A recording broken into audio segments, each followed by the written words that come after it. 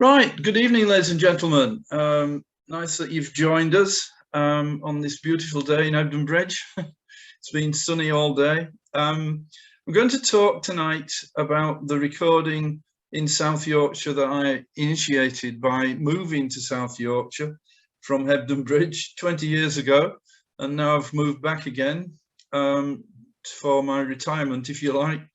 And so we'll begin. So where is South Yorkshire? The road system is a good way of remembering where it is. We've got the M1, the A1M running more or less parallel with each other, and the M18 cutting from one to the other, and showing the districts of Barnsley, Sheffield, Rotherham and Doncaster. So we surveyed Barnsley first in 2017. Doesn't that sound a long time ago? Then Rotherham the following year and Sheffield the year after. And we were supposedly going to do Doncaster in 2020. But of course, you know what happened. And we've cancelled and we've reserved it the following year and cancelled and reserved it for this year. So we're hoping that it will happen in September, and we hope lots of you will come and help us do it. So let's go on. So this shows the district boundaries, this map of Barnsley and Sheffield on the edge of Derbyshire really, and Rotherham is too. But Doncaster is on the boundary with Nottinghamshire and Wakefield even, and Huddersfield over here. So this is a boundary with West Yorkshire. So it's this little bit that's quite interesting, but it doesn't tell you very much about what there is there, but the geology map certainly does. If you see this, we have at this side the grit stones, then the coal measures in 3 different lots, then the limestone in the middle, this spine of limestone running right down that makes such a surprising entry, followed by sandstones again and alluvium. And this is an area where it's nearly all brick houses compared to everywhere else. This is a bit more detailed, this particular map, showing the millstone grit groups here, the lower coal measures, the middle coal measures and the upper coal measures, and this band of magnesium limestone running down, which has its own variation. If you look, Edlington Farm, Doncaster's there, Rotherham's here, Sheffield's there, and Barnsley's there. So we'll move on. So the buildings we looked at in Barnsley were these, asterisk: Birthwaite Hall Farm, Ingfield Barn, Bullhouse, which was another barn, Houndhill and Swaithe Hall, which were all part of Barnsley district. So we'll move on. The first outstanding one was Houndhill, I think. And I think you've got to appreciate that this is quite a stunning but complicated building. And it took a while to get the people there to agree to let us in and to record it. But we did in the end, persevered, if you like. Let's have a look at it. Straight away, how old is it? Well, this is a real laugh. It was all rendered, and they removed the render, and at the time it read R1066E, which was considered just a bit inappropriate, and so it was then recut to R1606E. But then when it was renovated following mining subsidence damage, the architect didn't really think that was appropriate anymore, so it was changed to 1566, which was what it has now. So there you go. Never believe a date on a building. It might just be made up, and that's where it is. So this was Mary's drawing of the front elevation of this building, and it's complicated. We've got a stone building here, we've got stone building there, and this timber frame one, but we're going to look at these in a bit more detail. So this is a side elevation of the building. You can see that it's partly stone. This is a stone plinth. I think this is being raised in the 17th century, this bit, off the plinth. And the registers tell us that really this timber framing is no later than the 16th century or even early 17th century. It's in two registers of framing. So we've got these vertical studs and then this herringbone work, chevrons decorated. And this here is a doorway right in the middle of the side wing of the building against a chimney stack that you can't really see with this photograph. And then we have these vertical timbers, which I could think are very spurious. In other words, I'm not quite believing them. But it was drawn, and this was a drawing that was done of it that Helen Sanders did, recording what it is, and you can see some annotations which are quite important. And then at the other end to it, we have timber frame that runs around the side as well. So the stonework reappears here, but you can see that this is on a pad stone, that post, and this is entirely stone. So as a whole, this is incredibly small. It doesn't really make a lot of sense, and at first it was difficult to interpret it. This was a very nice drawing that David did. That's David Cook, with the padstones drawn and everything. And just typically, as you might appreciate, when you're doing this, you do get a funny niggle all of a sudden wanting to sneeze. So I apologise if I suddenly explode. Don't be too surprised. So we think, we'll look at the plan of the building, and the plan was done by somebody else as part of a PhD thesis in '84. And this is the stone wing, and this is the timber framed wing, and this is the bit in the middle. And I think it's quite possible, this was the conclusion that we came to, that this came first, the timber frame wing, not the hall. And the hall didn't come until they built another stone wing parallel to it in the 17th century. And then they joined the two together. These were the main doorways originally against the chimney stack, so forming a lobby entry with back-to-back fireplaces, and we got back-to-back fireplaces in there as well, a sort of 3 rooms in a sense. And this wing is just 2 rooms, which is enormous, really. It's quite such a surprise. Whoops, wrong one. So David produced this very good drawing showing the 2 roof trusses and the link between. And we have these angle braces, like queen struts, if you like, and we've got a king post roof in the stone wing. The complication arises when we discover that the roof was completely re-roofed in 1930, and it was impossible to get a dendro date from any of the timbers. So it doesn't help us resolve the date of the building.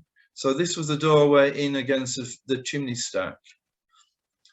So there you can see the pad stones to the post, and this is rather a nice curved bracket to the oversailing eaves of the gable, and we've got that at the front as well. So they tend to be slightly coved in South Yorkshire, and this vertical studding seems to be very okay to me with this chevron framing. So we'll move on. We're moving from that to another timber frame building at Swaithe Hall. You can see it identified there. And this was sort of, it had been illustrated in books by David Hay in the past, and I was keen to go and have a look at it. And this was in the HER, which is a heritage record in the South Yorkshire Archaeology Services headquarters, which I spent quite a bit of time in. And so when we get there, it's not quite as exciting as you thought, because all of this timber framing has been replaced. The grey woodwork is replacement, as is this, and that's the original. And you can see that it's a bit ropey In other words, it's suffered in the past from damage with weather and everything. If we go back, you'll see there was a big window there and a blocked mullioned window above, and that was opened, partly opened, and the other one that was a big window has been removed and blocked. So it's sort of been improved in a more appropriate manner. And this is a view from the other side, and you can see various projections that come as a bit of a surprise. So this long piece that we've been looking at is actually the house body of the building. And this is a parlour that sticks forward and has this sort of tiered windows and a finial on the gable end. And another wing over here. Well, it's actually more than that. It's the hall in the middle, originally, a single story hall that's been modified with a big dormer put on it. And even that's been altered. So they took the render off. Let's go back and see it with render on, see it with it off. And all this looks to be entirely new woodwork that's been replaced in the right style. It was a confusing building inside in that much new woodwork was lining the walls with the old woodwork. So they'd sort of double their bets in a way. And this was a plan that had been done by somebody else of it in the past. And so we've got a low parlour and a high parlour. This is the best one. And this had a lot of, as you can see, timber in it, 2 spine beams and joists, but very hefty ones. And the house body here, and another kitchen wing added on, probably even in the 18th or 19th century. But then in the 19th century, we got an enormous big house added onto it. You can see it on this plan here. All of that is a 19th century house. And here at the rest of it, there's other farm buildings that are being converted to houses. This one was probably the most interesting and was a cruck frame building, which was repaired by knocking it down virtually, except for the timbers. The skeleton of the building was preserved, and then it was converted into a house around it, which was, when we tried to record this, but it wasn't that easy really for the team who were doing it. These photographs appeared from the ladies' album of photos, which were always a good thing to ask if they have an album of photos. And you can see these scarf timbers, these wind braces going in that particular way, and you can see the numbering system, which is very good, I think. We got another cruck frame barn at Penistone, which was much more authentic, with long stone coins. It had been converted quite sympathetically. Only the cart entry had a window, and that had previously been there. And so we have trusses. These are cruck frame trusses, and this was Tony's drawing of it. And you'll see the cart entries are actually in this second bay, which is a bit of a surprise. And it extends on with another entry there, which is, we didn't really get to the bottom of that. But inside it's very spectacular, with marvellous crooks rising out of the walls. And you can see what people have done. They've put in a gallery, sort of a viewing gallery, suspending it off that with a sort of ladder thing up to it. Not very health and safety conscious, but there you go. And it's quite impressive. The timbers are very impressive. And here we have, sorry, I'll go back to that. I don't know if you can see this thing on the top that I've got here, that's cutting right across the screen. I didn't want to do that. But I don't know how to stop it. So there we are. So this gives an impression of the trusses there and the wind braces. And the wind braces were very impressive indeed, I think. And look at this, they're trenched purlins with wind braces onto the back. And look, that's the peg that's gone right through the tenon of that, the half lap joint, right through the timber and coming out at a funny angle. Very, very impressive timbers indeed. Well, why did I go to Birthwaite? Well, I left Hebden Bridge 20 years ago to try something new and start again, if you like, in a new area where I didn't know anything or anybody. And this was the house that I bought. It was wing of a very big house. And I did, with my friend Charlie Lee, our own survey of it. So this was the elevation you've just seen with 24 pane sash windows, but with mullion windows in the gables and enormous great big chimney stacks.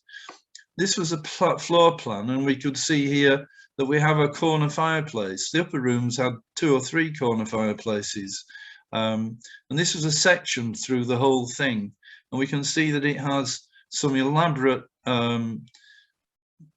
paneling, bilectual moulded paneling, and original 6-panel doors. That's this wall there. And so this is it from the front, that Kevin Illingworth took this photograph from a distant view that gives a better impression of what it is. It's an H-plan house with a hall and crosswings plan, but it wasn't symmetrical up front in the 17th century or the early 18th century. This was entirely different, and it was not till the 1740s when John Carr or Robert Carr, his dad, both came and redid the house, and they built this in 17th century style to make the building symmetrical. And he filled in the U-shapes front and back with these vestibules with lean-tos to the existing walls. And the rooms were very elaborate. 6 oak panelled rooms like this, not one, it's nearly 12 foot high is this. And the fireplaces were all bilectual moulded, 9 of them. This was an alabaster one with red veining in it, which was very, very high quality work. But this was fascinating. This was sort of parquetry inlay above it, and was I've only ever seen that once before at Tong Hall. And I know that Colm Giles might be listening, and he'll prick up his ears at that. And the name Theophilus Shelton will immediately spring to mind. And so it is more than possible that this has been done by Theophilus Shelton in the early 18th century, when the house changed hands in 1700 and was finally finished off with the panelling. This was from my brochure when I decided 20 years later to sell it and move on. This showed my bits lit up at night against the rest of the house to show how big it was. And you can see that we have these gables, all with 3 light mullion windows. And you can see we've got battlements there. They aren't chimneys, they're just curiosities, really. And what we're going to look at in a minute is this building here. This is the farm buildings, and it shows its location with regard to the main house. And again, you can see the gables here with these 3 light mullion windows with drip moulds running round, still running round, and raised coins very neatly cut. And that was from the brochure by courtesy of Enfields of Pontefract. So that's it, and that's it. We'll move on and look at this farm building that Malcolm will recognise. Malcolm Birdsall was in charge of the recording team of this. It was quite a challenge. The building had a lot of doorways. This is a stable block, and he must have had a lot of horses. That's all you can say. The interesting thing is that they use the slope of the ground to transfer the building from 2 stories to 3 stories at that end, which is quite an unusual thing to do. And we had this extraordinary doorway, and that shows a couple of the windows. We're going to look at that in more detail in a minute. But I want to show you that we have these 2 sort of cart entries or carriage entrances, and a taking in loading door at the 1st floor with this hood mould just over that bit, broken from there and carried on. So the top floor was just the bothies for the servants to sleep in. Why we know that is that the walls were plastered, and quite interesting. But this doorway was a puzzle. It was all sawn up into bits, And the only reasonable explanation that I could think of, it's easier to see in that one if you look, why would anybody do that? It means it must have been moved, and it must have been part of the original house that was then recycled in the around 1700 when this might well have been built. And we'll see the evidence of that in a minute. But it has this extraordinary lintel with these conical raised pieces. And this is the farm grouping, as you can see. So we've got a long cattle barn there and a threshing barn here, a smaller one. Here, this is a coach house stabling for the coaches and horses. So the stallions were in this one, and maybe the work horses were in that, more like shire horses. And this was a cart shed in the mid, sort of backing onto that. So we've got a mono pitch roof and another mono pitch roof there. And you can see the gabled roofs that Malcolm has shown in this particular way. So there's his drawing, which I think is magnificent. It's quite astonishing that he managed to get it all in. Quite a challenge, and he's done a very accurate piece of work. And this is the elevation from this side, and this is the back of it that does the same. So these are the floor levels inside that change at that end. So at the hip was this extraordinary piece of construction, a sort of king post, but with a sort of shaped head. And it's almost like an umbrella with the struts that hold it all together. Toby Cook shot up and measured it very carefully, and this was his hand measurement drawing, which I think I almost prefer to the finished drawing. But it's sort of a very good record. And so the barn itself had principal rafter trusses with these sort of just collars which were halved onto the principal rafters, and this is the floors of each one. This is quite different to another barn that we recorded at Bullhouse, not too far away from Penistone, where it had this queen strut truss, and you can see the principal halved into the other principal and the notch cut out to hold a diamond set ridge tree. And so that's this barn, which is another enormously long barn. And you can see the people recording it there. That's Nick and Belinda at that end of the building. And so this has almost the same detail as the previous one on this angle here, which is really, was it by the same carpenters? It could well have been. You could say, well, how else are you going to do a hip like that? Well, it's a good question, and I haven't got an answer really, but there we are. And so this is a measured drawing of it.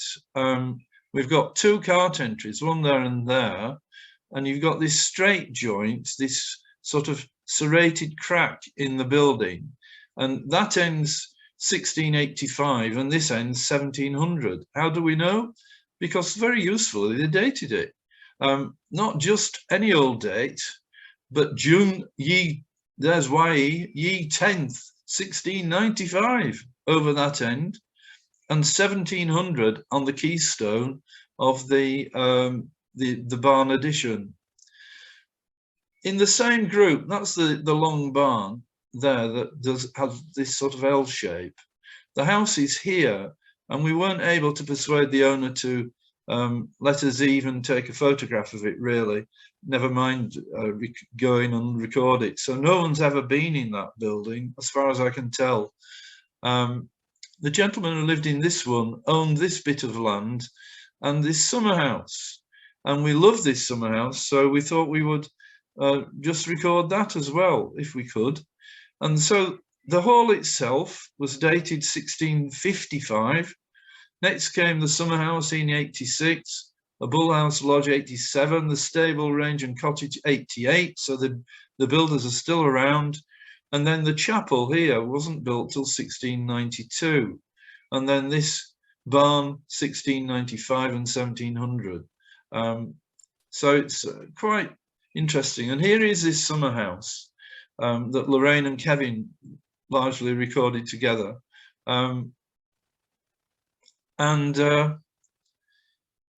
It has this outside staircase to original double doors. And look at this oversailing eaves with ball finials everywhere. So a photograph of every elevation, which is a very useful thing to do to help you understand when you're doing your drawings of every elevation. I think that's quite an impressive thing. And then a plan. Well, the plan is a bit of a puzzle. Here we've got a blocked entrance, and then we've got an entrance underneath this building. And what's this running round? Like a double thickness wall. Well, that came as a complete surprise. It's fixed furniture. It's the original oak panel walling and a fixed bench with a flat baluster shape, a lovely one. And this is a detail of one of the windows inside. Lorraine, being Lorraine, did some research and found not very far away a similar summer house a couple of years later at Guilthwaite Hall, the one with the big barn that you will all know of. That's actually very impressive. But you'll see that there's a doorway in all of these underneath, which seems to be very much a feature of them. And whether they were used for sort of ice houses as well, I don't really know. But they were quite fascinating. This is actually by a bowling pitch, a bowling green, which we saw only the other day when we were surveying buildings in Doncaster. So we moved to Rotherham area now. And this elevated photograph was taken off a great crane thing that I was on, inspecting Keppel's Column, being a couple of 100 feet up in the air. It was quite scary, I'll tell you. But I took a picture of this part medieval building here, and showing how the urban growth of Rotherham sort of gives way to the countryside, not far from the M1, actually. Here is this astonishing building, which had partly been recorded by Peter Ryder in the 1970s, late 75, I think. I'm not sure exactly now. And you'll see that it's got Norman doorways. Are these Norman doorways? It's hard to say. We've got a very unusual window there. We'll have a look in detail at some of these. This was the elevation that Nick and Belinda did of this elevation, showing it. And that's a detail of this particular window, a shouldered arch window, possibly looking like a 12th century structure. Well, this is a marvelous photograph that shows what the building actually had been like. It was an industrial building. It had, for the monks of Kirkstead Abbey, used this as a forge, blacksmithing. And this chimney on the outside sadly disappeared. I feel, as a former conservation officer, I would have been a lot happier to see it still in position instead of having been lost, which is a great pity. But the windows are quite interesting. We have these sort of looped headed stonework, which is entirely different stone to this one, which is this nice cusped head with a deep throated sill. And this one was such a shallow one. Are they different dates? I think they probably are. And this is probably earlier than that one. And this is round the back of the building, which is almost impossible to photograph. So let's look at these doors. So we have round-headed doors with keystones. This is on the building. But as Kevin pointed out, that in Lancashire we have doors like that on 17th century buildings. So you can't assume it's a Norman doorway, says Kevin. Well, we weren't assuming anything, but it's interesting to see a continuing tradition especially one that doesn't continue anywhere else in West Yorkshire with round-headed doorways. Very, very unusual feature. So this is the floor plan of this building, and the dotted lines show the roof trusses, which were partly visible. So truss number 4, truss number 1, and what they'd done, because this was the home of a writer, he'd created an upstairs sitting area where he could work on his computers, and it was quite spectacular. And this roof truss was astonishing. It was very tall king posts. It had this lovely moulding underneath it running along, but it had something I'd never ever seen before, this sort of shouldered foot. At first I thought this was fixed onto that one after it had been done, but it isn't. It's actually a crack. It's probably created a weakness by doing what they did. But you can see this lovely run out stop and the number 3. So this was Nick and Belinda's drawing of it, and the section showing this lovely rich moulding. So we've got this cambered tie beam with all the numbering recorded on it. So this is truss number 3, very much so. But then you get these number 2s running in, but maybe that's giving the indication of where it should go. Inconsistencies are always fascinating. This was truss number 2, which was a bit of a puzzle. Wasn't all visible. It had all these strange mortise holes in it for a closed truss, I think. But the braces from there to the ridge here were completely different from each other, but full of numberings showing that they were completely original, and with the scarf joints there where it meets. You can see from these other mortises, empty mortises with peg holes, that we'd had a close studded wall below at this point. So if I just whip back to the actual plan that's there, and so I don't think this wall was there at that particular time, that's been added later when they put staircases and things like that in, and turned it into a house with a corridor running along and down. So we'll move on. This is a very clever drawing of the exploded joint of the scarf joint. And I think it's obviously lost its piece of wood that's jointed that to that, and it's pulled apart and broken. But they were very good at being able to try and explain that. There was some documentary evidence which they discovered: hearth tax returns, a probate inventory of 1694, valuations, drawings in the late 19th century, and some photographs which were used in the report. And this is a conclusion of Peter Ryder: a considerable archaeological puzzle, one of the most enigmatic medieval buildings in South Yorkshire, of a form unique in the area. Well, you can't argue with that.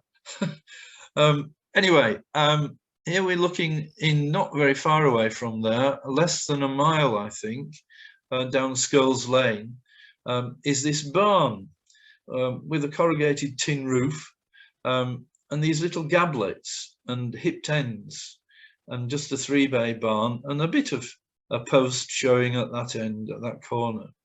So this was drawn, and you can see the drawing here,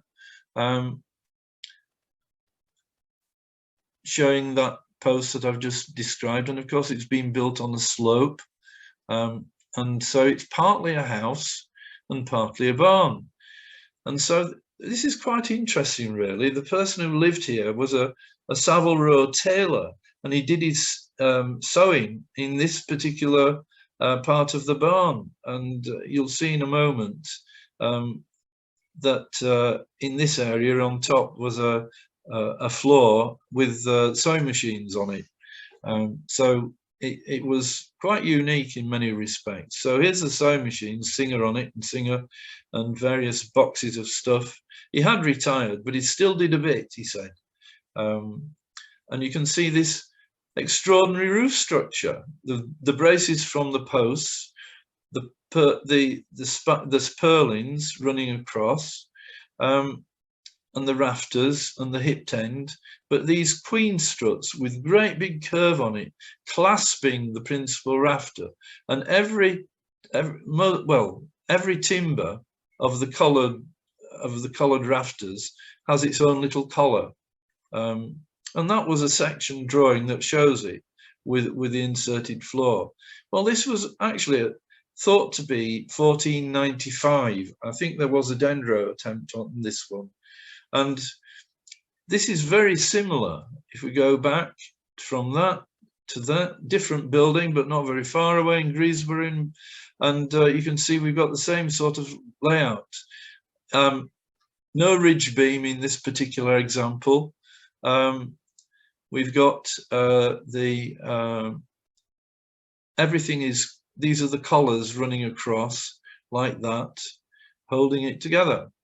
And so there we are, a typical South Yorkshire feature. We also visited this particular building, another curiosity. This was one I came across while I was a conservation officer for Rotherham, and the owner needed some help and some advice with his building. And you can see this enormous chimney stack stuck on the end of this bit, which almost didn't relate to that bit at all. This was definitely medieval, and this might have been 16th century, but covered in render in the 18th or 19th century. So this was the plan that David Cook and Mary did of the building. The extraordinary thing is that they managed to get the splay on it to show how it sort of swelled out. It's sort of quite surprising. It shows all these floor joists running along with no spine beams. There's a sort of wall plate in many respects, and then extended on again. Back-to-back fireplaces. This was all completely modern, but it was much more interesting upstairs. The photographs showing the interior shows these laid-on beams resting without any fixings on top of the huge big spine beam from wall to this one that runs across. And you can see the mortise here for a solid timber frame wall, and that's running across from the other side. It's very impressive, and was something that I wasn't used to seeing, just laid on beams resting on the joists. And so here is a cross section that helps us understand the building so much better. We can see that this building was really running in that direction, like a wing, and maybe all this roof structure, there isn't any of the original roof structure here. It's completely disappeared. And we've got this framing and posts and arch braces. And then we've got wind braces in this range, which run between the middle purlins, which is, again, not a normal feature. So where the two met, the two ranges, there was a timber frame wall, this one, and a beam without any mortise holes in it at all. So this beam was placed in front of an earlier timber frame wall. It's like, must have been almost a freestanding wing that's been truncated. And what they'd done was really a bit scary. They'd cut door heads into it, and that very thin piece of wood was the rest of this tie beam, this running across, which was not such a good idea. But that's how it was, and we had this high collar with mortises as well, and this was an interesting feature of the construction in the building, where there were no face pegs on the timber, but side pegs holding them together. And so there's a comment here that in York, there are 16th or early 17th century buildings that feature this sort of constructional technique. We then looked at this building at Guilthwaite, Guilthwaite Hill, which this is me speaking to the owner when I was a conservation officer, and a lot fatter, I have to say there. And this stonework fascinated me. It's made of what we call Rotherham red sandstone, and you can see the step plinth, and it has lovely seatings for finials that aren't there, sadly. And this was the other side of the building, with a rough lintel with a big keystone cut in it. There you get a bit of a look at this lovely Neela, which is sort of this shaped coping sitting on top of the Neela. Quite unusual, I think you'll agree. And this is the keystone here, and rough stone on either side of it, and another rough stone lintel here. And then it had this outside staircase to a first floor doorway. And it is more than possible that this first floor doorway isn't going to a granary, but is actually the domestic part of the building, unless it was the granary. It's all been altered inside and hard to make sense of. But there it shows it. This is Malcolm's very good drawing of it, again, in his own particular style, very skillful drawing from a talented architect of the past, and he still does it now. So that's really to our benefit. But this was from Samuel Butt's sketchbook. This is the building with great big ball finials on it. But what is it next to? Here now the house has completely gone. There is a modern-ish house there now, but before there was this strange 3-story building, 3.5-story really, but with what looks like a projecting oriel bay, which is quite fascinating. So that was a drawing of 1720, you could say. So we moved from there to Bramley Grange, which was another building that I got involved with as being the conservation officer. And I took this photograph in 2008. The local authority had not been very impressed with what an owner had done to it in 1979 after it was listed, and put UPVC double glazing in, and they enforced on it, and that's what you got, a sort of sashes which were much more appropriate. But if you can see, it's got a raised parapet. It has this interesting windows in the side. Let's have a look at those in a moment. Well, Bramley Grange was a monastic site, and there was a sort of fish pond here, probably full of eels, I would imagine, as they often were. This is a plan of the building, which is an unusual shape. These are the farm buildings, which include a stable block and a barn, that are still there. So there's a giveaway when you look at this drawing and this building. What's this? All these little gables have gone. So the building has been altered. These would have created lots of little valleys on the roof, which can easily leak, of course. And it might be that someone rationalized that situation at some point.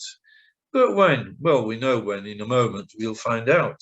But look at this. We don't see many of these. This is a dovecot that was once there in this formal garden to the front of the house, and steps up to it, but they're not there anymore because we've got this driveway, which is all tarmac for motor cars. Well, the hoppers that now drain away the water from behind the parapet are dated 1756, and they have a crest here. I have not researched who that crest was, but it's very interesting nevertheless. And in this room was some very elaborate, if you like, Georgian plasterwork that looked more like William Kent's work than anybody else's, very hefty. And when we went round the grounds, we saw these decorative pieces of stonework in the garden. Are these parts of the original gables? of the building. I think they probably are, and it's a little note to people who do record buildings to have a good look round the garden to see what there is, because you might well find bits of the building lying about. Well, this is a Google Earth view of the building that Lorraine discovered, and it helps you understand the building better. One of the things that I was involved in was these unprepossessing buildings, which are garages. The gentleman needed quite a number of garages, but I was a bit concerned that he was really trying to get another group of houses, but I wouldn't permit any windows being put in it, or roof lights. So you just had an odd window on this elevation, so that it sort of, if you like, he'd have to seek permission to do that at some point in the future. You can see that this bit and that bit are quite different. This bit's much older than the front bit, and there's a join there, and then that farm building carries on. So the side elevation had these cross mullioned windows which were all blocked. We couldn't understand that at first, until we got in and discovered that the whole of this wall on the ground floor was blocked with oak panelling. It had been at one point, but the panelling had deteriorated and got dry rot behind it, and had been sort of partly preserved and partly recreated in modern timber. And so this is Kevin stretching at full stretch with a measuring pole to, and I'm reading off the measurement stood further back, and behind me is Lorraine taking the measurements down, and she did the drawing, and that's her drawing of it. So this stippled work shows that the windows are blocked solid. This is a later toilet block that was put in, and bathroom thing, which is not surprising. So this is the panelling inside that room, which is a bit of a puzzle. There is an old newspaper cutting that showed this as all dark oak panelling, and since then it had got painted white, and it had this curious little detail that's virtually seems identical to this at Carbrook Hall, which we were to find out the following year. And so this view helps understand the building, that this building is really L-shaped. Or was it this building that had a little wing that came forward that is older than that bit?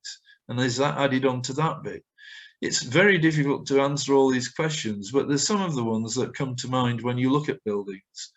So this is the interior plan. And you'll see that if you look back, you can see that we have this valley between these two ranges.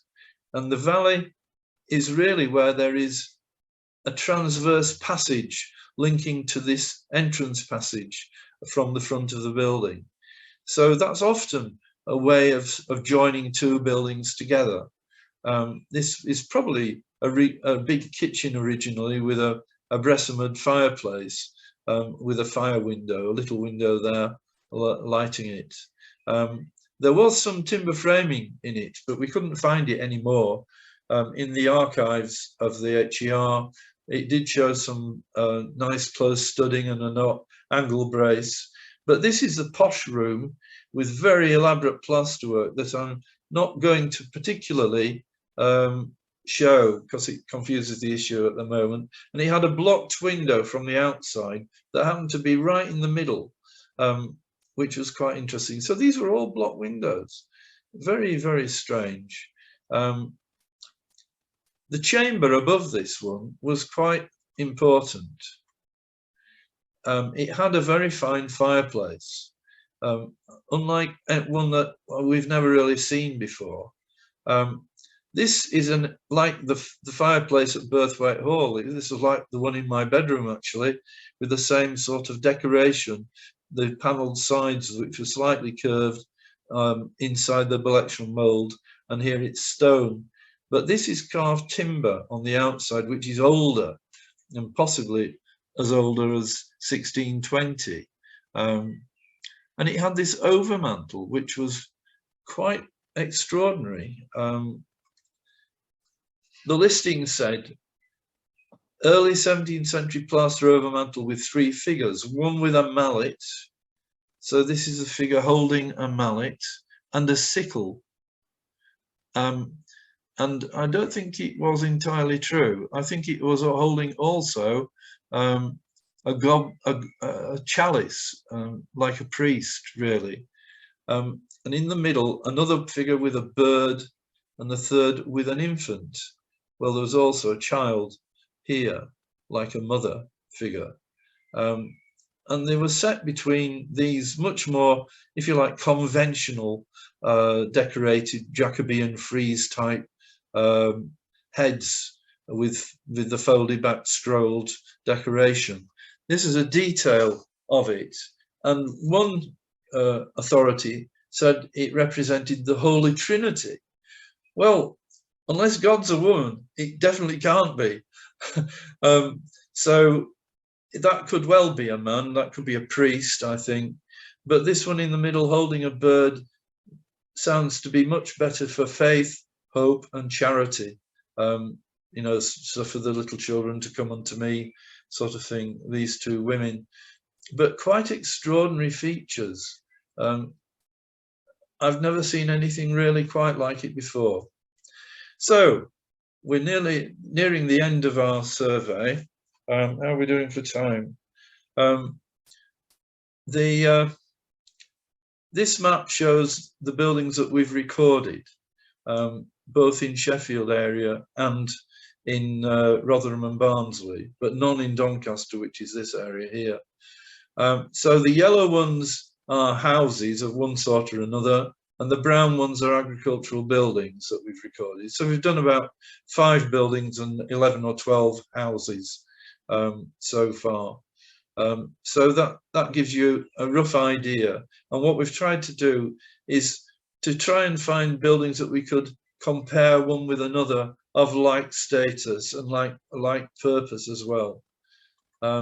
So may I pose an invitation to you all to help us record the buildings in the Doncaster area. There is our dates, Friday the 23rd to Sunday the 25th of September, based at Junction 26 Holiday Inn, which is a modern building attached close by Worsbrough Hall, which is a very fine Queen Anne mansion. So that's my advert for that. So thank you very much for listening. I hope you found it all interesting, and we'll take any questions now.